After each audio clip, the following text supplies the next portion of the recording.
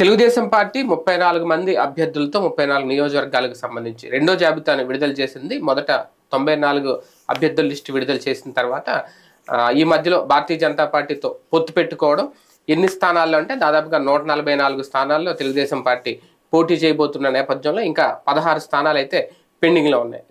రెండో జాబితాలో ప్రధానంగా ఏ అంశాలు పరిగణలో తీసుకున్నారు, ఇక్కడ కూడా సామాజిక న్యాయం అనే అంశం ఎంతవరకు తెలుగుదేశం పార్టీ ప్రాధాన్యత ఇచ్చింది, కొన్ని స్థానాలను భారతీయ జనతా పార్టీకి పొత్తులో భాగంగా పంపకం జరపడం వల్ల ఈ లిస్టు విడుదల చేశారా, లేదంటే ఇంకా 16 స్థానాల్లో కొన్ని సాక్రిఫైస్ చేయాల్సిన అవసరం ఏమన్నా ఉంటుందా? ఇంకా జనసేన జాబితా అయితే పూర్తిగా రిలీజ్ అవ్వలేదు, కానీ ఈ లోపల టీడీపీ ముందుగా ప్రకటించడం, ఇదే అంశం మీద చర్చించే ప్రయత్నం చేద్దాం. సార్, మొదటి జాబితాకి రెండో జాబితాకి తేడా చూస్తే నాకు అబ్జర్వ్ చేసింది ఏంటంటే, వీళ్ళిద్దరు కలిపి ముందు జాబితా రిలీజ్ చేశారు.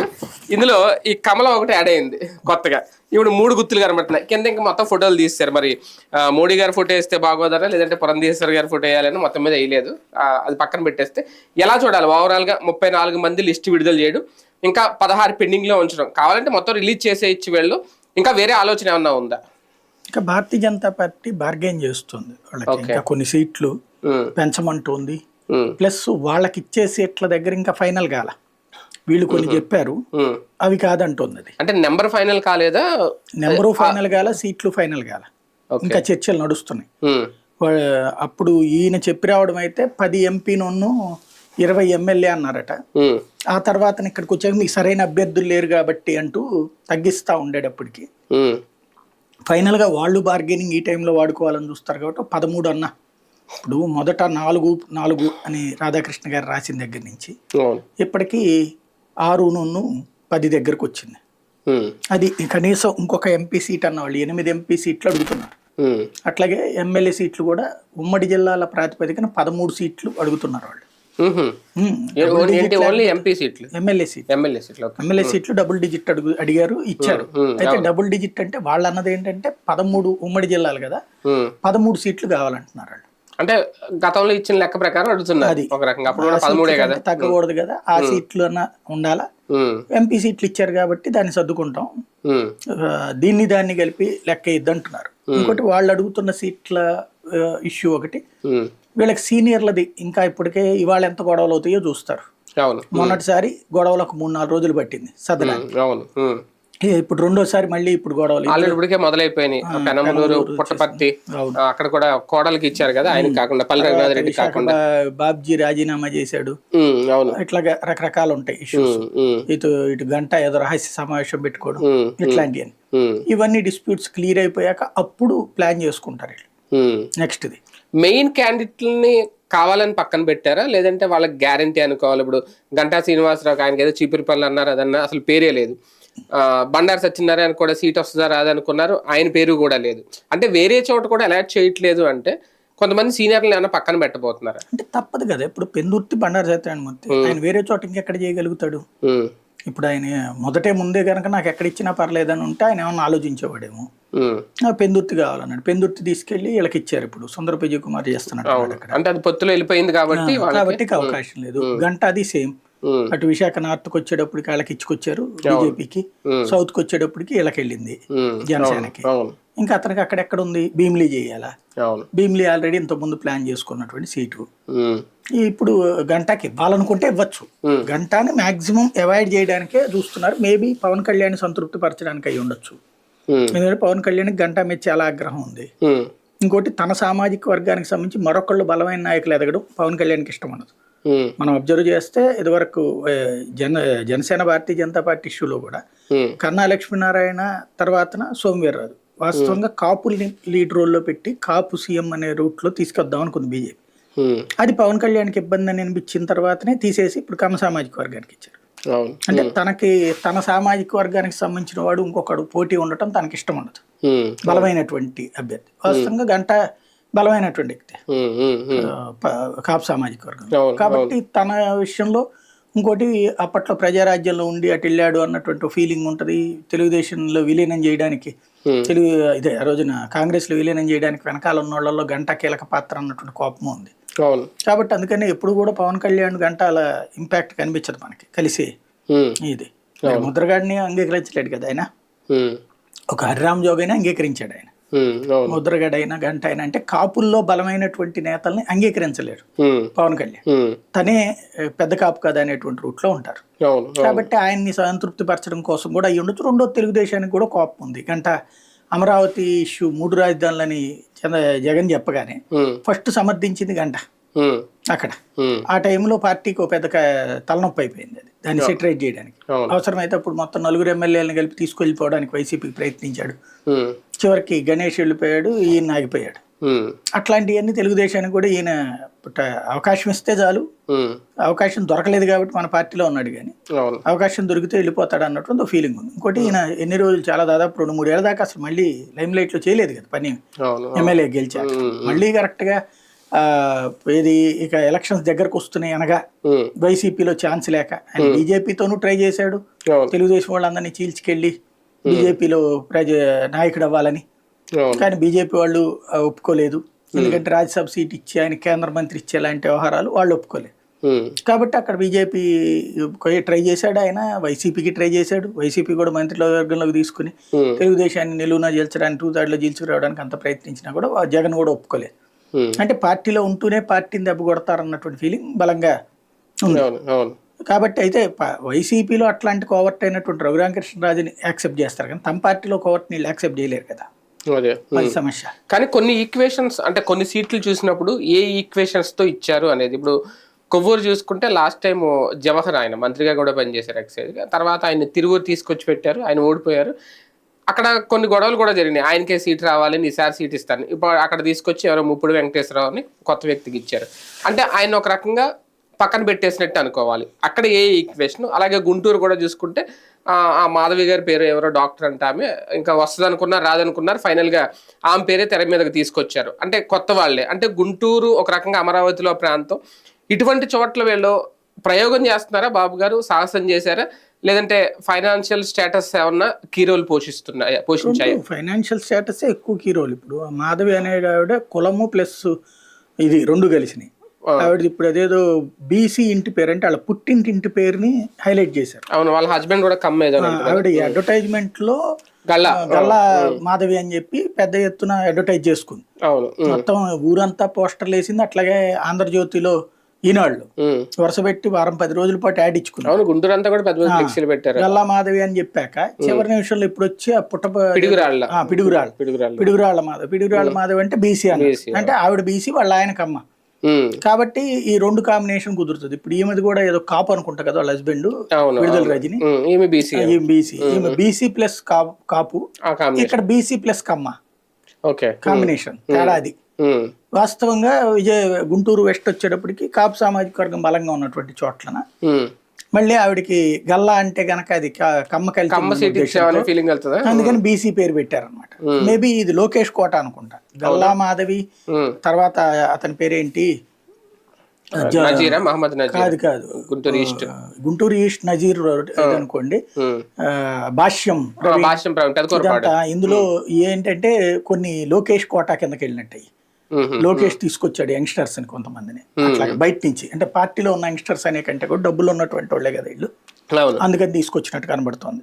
ఇంకోటి రాధాకృష్ణ గారి సజెషన్ కూడా అయి ఉండదు లోకేష్ కి, ఎందుకంటే భాష్యం ప్రవీణ్ మొదటి నుంచి నెత్తిన పెట్టుకుంది రాధాకృష్ణ గారే. ఆయన పేపర్ కి ఆయన ఇచ్చిన అడ్వర్టైజ్మెంట్లకి న్యాయం చేశాడు. భాష్యం ప్రవీణ్ ని బాగా హైలైట్ చేసింది ఆయనే కదా మొదటి నుంచి కూడా, ఆ విధంగా సక్సెస్ అయ్యాడు. అంటే ఈ సీట్లు, ఈ పేర్లు భాష్యం ప్రవీణ్ గారి వీళ్ళందరూ రేపొద్దున్న ఓట్లు తెచ్చగలిగే సత్తా ఉందా, లేదంటే డబ్బు చూసి మాత్రమే, లేదంటే సైకిల్ సింబల్ చూసో బాబు గారి ముఖం చూసో ఇక్కడ ఓట్లు వచ్చేస్తాయి అనుకోవాలి? అంటే వీళ్ళకి ఇప్పుడు ఇవాళ వచ్చినోడు ఎవరికి జనాల్లో ఉంటది, అదే అంటే జనాదరణ ఉన్న నాయకులు సెపరేట్ ఉంటారు. ఇప్పుడు అది అయిపోయింది, ఆ రోజులు పోయినాయి. జనాదరణ ఉన్నటువంటి నాయకులు అనేటువంటి రోజులు పోయినాయి. జనాదరణ ఉన్న నాయకుడైనా డబ్బులు ఇవ్వాల్సిందే. అవును. కాబట్టి ఇదివరకు ఏంటంటే డబ్బున్నటువంటి వాళ్ళు ఈ జనాదరణ ఉన్న నాయకులకి స్పాన్సర్ చేసేవాళ్ళు మొదట్లో. తర్వాత సెకండ్ ఫేజ్ లో ఆ డబ్బున్నటువంటి నాయకులే జనాదరణ పొందడానికి ప్రయత్నించారు. అంటే పొలిటికల్ ఐడెంటిటీ అవసరం లేదా నేను అడిగేది? ఇప్పుడు అదే అంటోంది, లేదంటున్నా. దాంట్లో ప్రాక్టికల్ గా జనాలు ఇప్పుడు ఫర్ ఎగ్జాంపుల్ బొలిశెట్టి సత్యనారాయణ వాళ్ళందరిలో బాగా ఫెమిలియర్ జనసేనలో, శివశంకర్ వాళ్ళలో ఫెమిలియర్ అభిమానులందరూ. కానీ వాళ్ళకి ఇవ్వలేదు, ఎందుకు? డబ్బులు లేవు వాళ్ళ దగ్గర. వాళ్ళ చెరకు ఒక 25 కోట్లు 30 కోట్లు ఖర్చు పెట్టుకోలేరు. కాబట్టి వద్దనుకున్నారు. అదే సందర్భంలో అక్కడ వంశీకృష్ణ యాదవ్ ఎవరు, డబ్బులు ఉన్నాయి, రియల్ ఎస్టేట్ వ్యాపారి, కాబట్టి ఇచ్చారు. ఇవాళ ఏంటంటే జనాదరణ ప్లస్ డబ్బులు రెండు ఉన్నోడు దొరికితే వీళ్ళకి అదృష్టం, దొరక్కపోతే డబ్బున్నోడికే ప్రయారిటీ కానీ జనాదరణకు ప్రాజెక్ట్. ఎందుకంటే జనాదరణ అనేటువంటిది మనం వెళ్తే చప్పట్లు కొడతారు. పవన్ కళ్యాణ్ కూడా జనాదరణ బాగుండేది, చప్పట్లు కొట్టారు, కానీ ఓట్లేసారా. కాబట్టి జనాదరణ అనేటువంటిది పెద్ద కొలమానం కాదు, మన సింబల్ కొలమానం, డబ్బులు కొలమానం, రేపు పంచగలిగేది కొలమానం అన్నటువంటి రూట్లోనే ఇప్పుడు అభ్యర్థుల లెక్కలు ఉంటున్నాయి. పక్క పార్టీల నుంచి వచ్చిన వాళ్ళకి కూడా ఇమీడియట్ గా పెద్దపేట వేస్తున్నారు చంద్రబాబు నాయుడు గారు. సత్యవేడు ఆయన కోనేటి ఆదిమూలం ఒక రకంగా ముందు ఆయనకి ఇచ్చారు కదా గురుమూర్తి గారికి, తర్వాత ఇమీడియట్ గా మారిపోయారు. ఇక్కడ సీట్ కన్ఫర్మ్ అయిపోయింది. అంటే వలస వచ్చిన నాయకులకి పెద్దపేట వేయడం తెలుగుదేశం పార్టీ మళ్ళీ మొదలు పెట్టింది. అట్లే ఉంది. ఇప్పుడు ఆ లెక్కనైతే గంజి చిరంజీవి వీళ్ళని తీసుకుని తెలుగుదేశం నుంచి వైసీపీ ఇవ్వలేదా, అంతే. కాబట్టి వీళ్ళు తక్కువ మందిని తీసుకున్నారు, వాళ్ళు ఎక్కువ మందిని తీసుకున్నారు. అంటే వెళ్ళిన వాళ్ళందరికీ వచ్చేసినాయి కదా, అదే అనేది. అంటే వస్తదంటేనే వెళ్తున్నారు. ఇప్పుడు పార్థసారథి గారికి ఇచ్చారు, వస్తుందంటేనే వెళ్తున్నారు వాళ్ళు. బేసిక్ గా తెలుగుదేశంలో నాయకుల కొరత అన్నటువంటిది ఇక్కడ కనబడుతుంది. అదే నాయకత్వ కొరత, డబ్బున్న నాయకత్వ కొరత, అది ఇక్కడ. డబ్బున్న నాయకత్వం గాని ప్రజాదరణ ఉన్న నాయకత్వం గాని కొరత, ఈ రెండు వైసీపీలో ఉన్నాయి అన్నటువంటి విషయం ఇక్కడ కనబడుతుంది. ఇంకోటి ఏంటంటే ఎస్సీ సెగ్మెంట్స్ లో వీళ్ళు బాగా వీక్ బేసిక్ గా, అందుకనే కదా స్వామిదాస్ అటు వెళ్ళిపోతే రక్షణ నిధిని తీసుకోవాల్సిన పరిస్థితి వచ్చింది. ఇప్పుడు ఇటు పక్కన అంతే ప్రాక్టికల్ గా. అట్లా క్రమంగా అంటే ఇప్పుడు రక్షణ నిధికి కూడా కాకుండా కాన్సెప్ట్ ఏదో చేసినట్టున్నారు కదా తిరువూరుకి సంబంధించినటువంటి చర్చలు నడుస్తున్నాయి. ఇప్పుడు చాలా చోట్ల అట్లాగే తీసుకుంటారు. ఎస్సీ సెగ్మెంట్స్ లో బయట నుంచి వచ్చినటువంటి వాళ్ళే అవసరం, వీళ్ళకి సొంతగా ఉన్నటువంటి వాళ్ళు కష్టం కదా. ఈ లిస్ట్ లో ఆనవ రామనారాయణ రెడ్డి గారికి సీట్ వచ్చింది. అంటే వెళ్ళిపోయిన నలుగురిలో ఆయన, కానీ ఆయన వెంకటగిరి అడిగినట్టున్నారు కదా యాక్చువల్ గా, కానీ ఇప్పుడు ఆత్మకూరు ఇచ్చారు. ఆయన నియోజకవర్గం ఆయనకి ఇచ్చారు, అక్కడ భయం వేసి ఆయన పక్కకి వెళ్దాం అనుకున్నారు. కాబట్టి ఏం జరుగుద్దో చూడాలి అక్కడ. కానీ ఈ లిస్ట్ చూసుకుంటే ఈ వ్యతిరేకత నిరసనలో ఇంకా పెరిగే అవకాశం కనిపించట్లేదా? పెద్దగా ఏముండవు. అంటే వస్తాయి, నడవలేదని ఎందుకు అనుకోవాలి. కాకపోతే ఏం చేయలేరు వీళ్ళు ఎవరు. ఆల్టర్నేటివ్ ఏముంది? బీజేపీ జనసేన కానీ ఆల్టర్నేటివ్ ఉంటే వీళ్ళు సీట్లు కేటాయించిన తర్వాత అటు పక్కకు పోతారనే భయం ఉంటది. ఇప్పుడు ఏ భయం ఉంది? అందులో ఇంకోటి ఏంటంటే రచ్చ చేయగలిగిన నాయకులని కొంతమంది ఇవ్వలేదు, కొంతమందికి ఇచ్చేసారు, కొంతమందికి అనౌన్స్ చేయలేదు, అంతే ఆపేశారు సైలెంట్ గా. ఫర్ ఎగ్జాంపుల్ దేవినేని ఉమాది చేయలేదు, అట్లాగే బండారు సత్యనారాయణ మూర్తి చేయలేదు. కానీ ఇప్పుడు రచ్చ చేయగలిగినటువంటి నాయకులు ఎరపతినేనికి ఇచ్చేశారు, దెందులూరు చింతమనేనికి ఇచ్చేశారు. అంటే అవసరమైతే కర్రో కత్తి బుచ్చుకు తిరగలిగేటువంటి వాళ్ళకి ఇచ్చేశారు. అంటే అక్కడ అంత ఆల్టర్నేటివ్ లీడర్ కూడా లేరు టీడీపీకి. ఇప్పుడు ఎందులూరు చంద్రబాబు ప్రభాకర్ మించిన నాయకుడు ఎవరున్నారు అక్కడ? ప్రాక్టికల్ గా ఆ లెక్కనైతే గనక ఈయనకంటే ఎవరెక్కువ నాయకుడు ఉన్నాడు గంటా కంటే. బేసిక్ ఇప్పుడు అట్లా లెక్క చూసుకోలేదు కదా. ఆ లెక్కన పరిటాల శ్రీరామ్ కంటే మహానాయకుడా ధర్మవరం బీజేపీకి సూరికి ఇవ్వడం. కాబట్టి ఇక్కడ పాయింట్ ఏంటంటే అలా అనుకునే టైంలో అట్లా ఉండదు. ప్రాక్టికల్ గా కొంతమందితో రచ్చ ఎందుకు వచ్చింది గొడవ. ఇప్పుడు బొలిశెట్టి శ్రీనివాస్కి ఇచ్చారు, కందులు దుర్గేష్ని ఎడదోళ్ళకి మార్చారు. ఎందుకు బొలిశెట్టి శ్రీనివాస్ని మార్చాలా వేరే చోటికి? రచ్చ చేసి వదిలిపెట్టగలడు ఆయన. కొంత మనం స్టఫండ్గా ఉండాలి. ఆ స్టఫండ్ అనేది అతని దగ్గర ఉంది, దుర్గేష్ దగ్గర లేదు.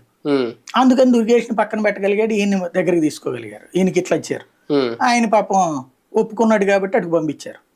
అదే శ్రీనివాసుని పంపించమనండి వేరే చోటికి, రచ్చ చేసి వదిలిపెడతాడు. కాబట్టి ఇప్పుడు ఇక్కడ కూడా అంతే. ఇప్పుడు అందుకే దేవినేని ఉమాని కూడా ముందే కన్విన్స్ చేసి మైలవరం వసంత కృష్ణప్రసాద్కి ఇచ్చి అతని పెనమలూరుకి పంపిస్తున్నారు. ఇప్పుడు బోడే ప్రసాద్ వాళ్ళది రోడ్డు ఎక్కారంటే అదే కారణం. అంటే ఈయన కన్ఫర్మ్ అయిపోయింది ఇంకా.